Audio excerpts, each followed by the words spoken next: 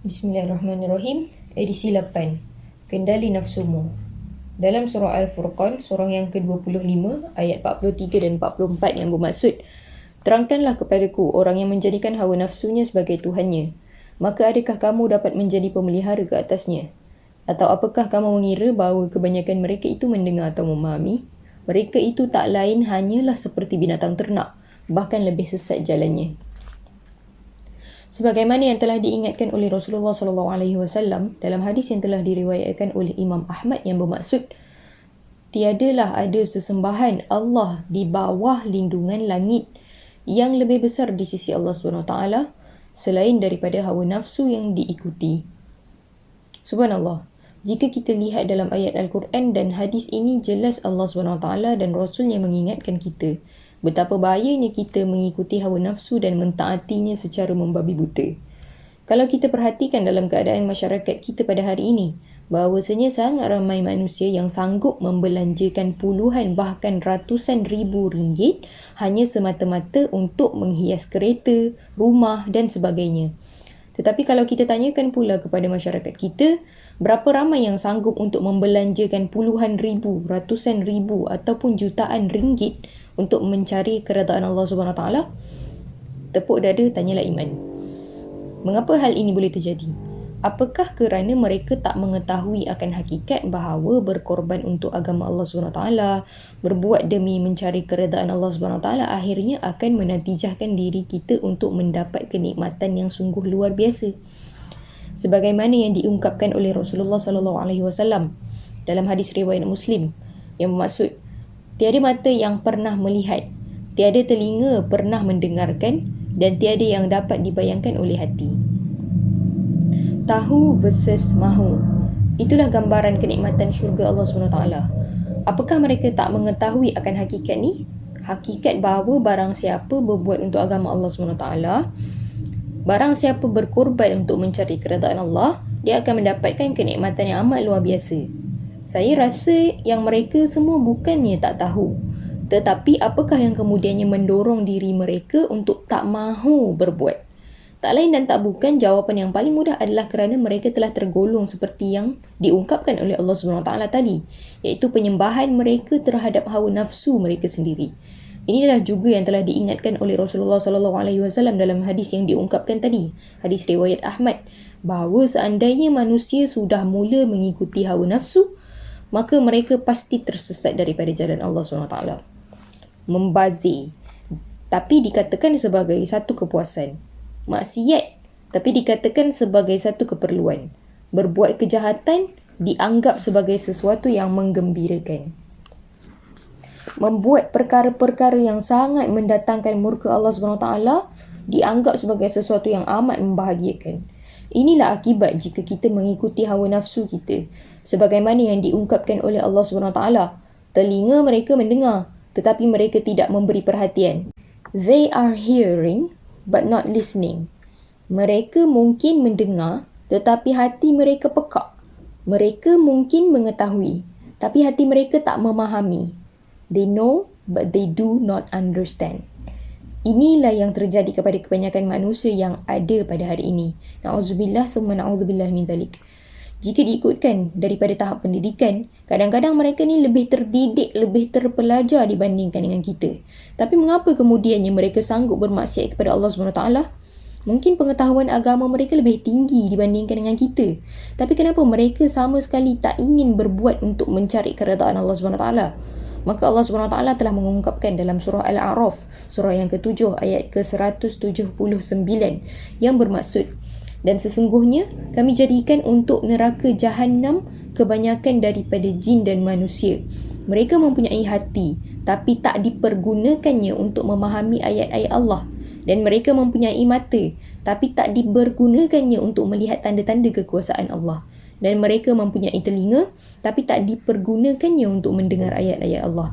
Mereka itu seperti binatang ternak, bahkan mereka lebih sesat lagi. Mereka itulah orang-orang yang lalai. Mereka yang seperti ini tak akan mampu mendorong diri mereka untuk membuat kebaikan. Banyak sekali Allah SWT mengungkapkan dalam Al-Quran, di mana Allah SWT mengungkapkan hakikat bahawa orang-orang yang mengikuti hawa nafsu ini sudah pasti akan kemudiannya berbuat perkara yang sungguh sangat tersesat. Dalam surah Al-An'am, surah yang ke-6, ayat yang ke-56, Allah SWT menyebutkan yang bermaksud, katakanlah, aku dilarang menyembah Tuhan-Tuhan selain Allah. Katakanlah, aku tidak akan mengikuti hawa nafsu. Sungguh tersesatlah aku jika berbuat demikian, dan tidaklah pula aku termasuk di kalangan orang-orang yang mendapat petunjuk. Kendalikan nafsumu. Ada beberapa langkah yang perlu kita lakukan untuk kemudiannya menjadikan kita insya-Allah orang-orang yang dapat menekan hawa nafsu daripada terus menyesatkan diri kita daripada jalan Allah SWT. Saya menganjurkan kepada anda semua untuk membaca buku-buku yang ditulis. Antara contohnya Rawdah Al-Muhibbin dan Saudul Khatir, karya Ibnul Qayyum Al-Jauziyah. Bahkan boleh juga membaca buku yang ditulis oleh Sayyid Hawa bertajuk Tarbiyah Ruhiyah. Buku-buku ini sangat berguna untuk kita baca dalam rangka untuk menekan hawa nafsu kita supaya tidak terpengaruh pada jalan yang akan menyesatkan kita daripada jalan Allah SWT. Pada kesempatan ini, saya kongsikan beberapa perkara seperti yang dianjurkan oleh para ulama bagaimana caranya untuk kita menekan hawa nafsu kita daripada terus menguasai diri. Cara yang pertama ialah puasa. Dalam hadis yang diriwayatkan oleh Bukhari, Rasulullah SAW mengingatkan kita yang bermaksud, sesungguhnya syaitan mengalir di dalam tubuh badan manusia seperti mana mengalirnya aliran darah. Sempitkanlah perjalanan syaitan itu dengan cara berpuasa. Maka sesungguhnya cara untuk kita menyekat perjalanan syaitan dalam diri kita ini adalah dengan berpuasa. Oleh itu saya menganjurkan pada diri saya dan pada sidang pembaca semua, marilah kita banyak berlapar, berpuasa mencari keredaan Allah SWT. Bukan berpuasa kerana kita ingin berdiet, bukan kerana kita ingin jadi lebih kurus, tapi mari kita berpuasa untuk mempersempitkan perjalanan syaitan daripada terus menguasai diri kita dan menyesatkan kita daripada jalan Allah SWT. Cara yang kedua adalah zikrullah. Memperbanyakkan mengucap kalimah la ilaha illallah.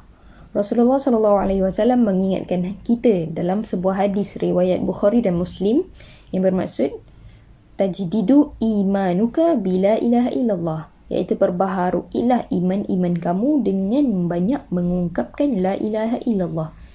Kerana semakin banyak kita mengungkapkannya, kita akan sentiasa diingatkan akan makna penghambaan diri kita kepada Allah SWT, bukan penghambaan kepada hawa nafsu kita. Yang ketiga ialah qiyamul lail. Allah mengungkapkan di dalam surah Al-Isra, surah yang ke-17, ayat yang ke-79 yang bermaksud, dan pada sebahagian malam hari bersembahyang tahajudlah kamu sebagai suatu ibadah tambahan bagimu. Mudah-mudahan Tuhanmu mengangkat kamu ke tempat yang terpuji. Fatahajjad adalah satu fi'il amar yang disebutkan di dalam surah Al-Isra tadi, iaitu sebuah kata perintah. Allah SWT menyuruh kita untuk bertahajud dan mudah-mudahan kita akan dinaikkan kepada maqamam mahmudah, iaitu kedudukan yang terpuji. Menurut beberapa tafsir seperti tafsir Al-Maghari dan tafsir Al-Azhar, kita menjadi orang yang mulia kerana kita dapat mengalahkan hawa nafsu kita dengan bertahajud. Inilah yang diungkapkan oleh seorang ulama yang bernama Abdul Qasim Al-Junaid. Beliau pernah ditanya, bilakah jiwa itu boleh memperoleh harapannya?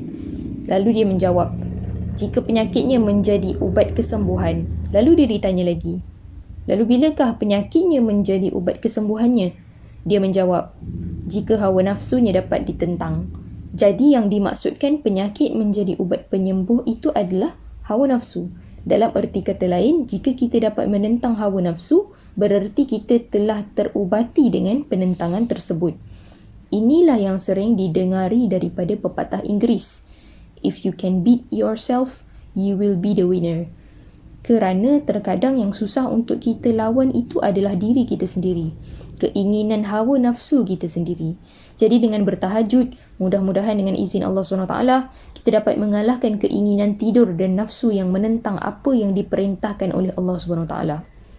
Cara yang keempat adalah bertaubat. Seperti diungkapkan para ulama adalah dengan memperbanyakkan istighfar dan bertaubat kepada Allah lah, sebagaimana di dalam Al-Quran yang disebutkan dalam surah Hud, surah yang ke-11 ayat ke-52 yang bermaksud, dan dia berkata, hai kaumku, mohonlah ampun pada Rabbmu lalu bertaubatlah kepadanya. Nescaya dia akan menurunkan hujan yang sangat deras kepadamu dan dia akan menambahkan kekuatan di atas kekuatanmu dan janganlah kamu berpaling dengan berbuat dosa. Jelas Allah SWT mengungkapkan yazidkum quwwatan ila quwwatikum, yang bermaksud menambahkan kekuatan di atas kekuatanmu. Mudah-mudahan dengan banyak beristighfar dan bertaubat, Allah akan terus menambahkan kekuatan kepada kita untuk mampu menjadi hamba-Nya yang bertakwa. Semoga kita dapat terus menjalani kehidupan sebagai hamba yang bertakwa, yang mahu berbuat demi mencari keredaan Allah SWT, menekan keinginan-keinginan hawa nafsu yang akan menyesatkan kita seperti yang dibahaskan. Diharapkan insya-Allah dengan pesan-pesan ini, kita akan sentiasa menjadi hamba yang bersyukur, menjadi hamba yang mentaati perintah Allah SWT. InsyaAllah.